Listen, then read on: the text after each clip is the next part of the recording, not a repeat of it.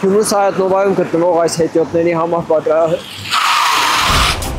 Գյումրու Սայաթ-Նովա փողոցում ենք առաջին հայացքից այս հետիոտների համար նախապատրաստված անցումը լիովին սովորական է թվում, բայց գյումրեցիները այն անվանում են մահաբեր։ Բանն այն է, որ մեկ շաբաթում այստեղ երկու վրաերթ է տեղի ունեցել։ Ինչպես տեսակ, քիչ առաջ իմ ստենդափը եւս ընդհատվեց, քանի որ վրաերթի ենթարկվող երրորդ անձն էլ կարող էի դառնալ ես։ Այս գետնանցումը հաստատ մահաբեր է, որովհետեւ եթե մի շաբաթվա մեջ 2-3 հատ վրաերթ է լինում, այսպես կես դուրս կես կատակ ասեմ, որ այստեղից անցնելիս խաչակնքվում ենք, նոր անցնում ենք։ Բազմիցս բարձրաձայնել են, բայց ապարություն։ Այսօր ոչ թե բողոքի, այլ իրազեկման ու պատասխանատու մարմինների ուշադրությունը կենտրոնացնելու համար մի քանի րոպեով փակվեց Սայաթ-Նովա փողոցը, կարճ ժամանակ անց պարեկային ծառայողները արձագանքեցին ու ճանապարհը բացվեց։ Որ այս անցումի վրա ամեն օր դուք եք դերակ, վտար ամեն օր մեքենայի տակ վրաերթ կամ լուսացույց տրվի կնոպկով, որովհետեւ քաղաքացիները անվտանգ հադեն փողոցը։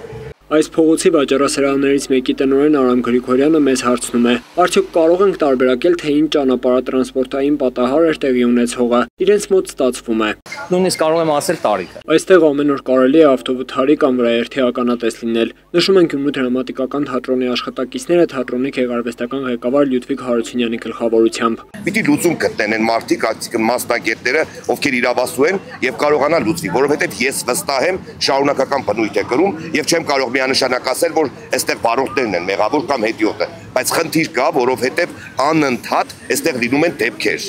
եւ պարտադիր չէ, որ մենք դժբախտ ականատես լինենք ու նոր մտահոգվենք այս ամեն ինչի մասին։ Հանդիսատեսը թատրոնի կենտրոնից պետք է մուտքի չէ, ներս մտնի։ Դրա համար ցանկալի է ոնց որ բոլոր տեղերում անպայման լուծեն սվետաֆորի հարցը, ցանկալի է վերևից դրվի կնոպկայով, որովհետեւ մարդիկ կարողանան անցնել, մեր հաջախորդներն, մեր վարորդներն, բոլորը մի քիչ գոնե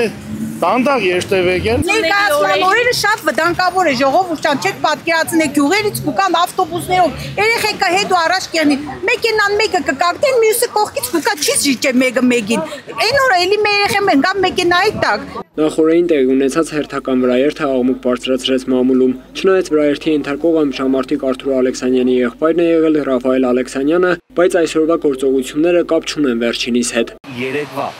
վրաերթը կապ չունի այսօրվա ակցիայի հետ, սա ընդհանրացված ուղղակի ես մահաբեր անցումի հարցը լուծել։ Միջադեպի հետ կապված կապ հաստատեցինք նաև Գևորգ Ալեքսանյանի հետ։ Վերջինս նշեց, որ վրաերթի ենթարկված երեխաների վիճակից տեղյակ են, ընտանիքի հետ էլ կապի մեջ են գտնվում, սակայն վրդովված էր, քանի որ Ռաֆայելի հետ տեղի ունեցածը կապում են Արթուրի անվան հետ։ Դեպքը տեղի ունեցել,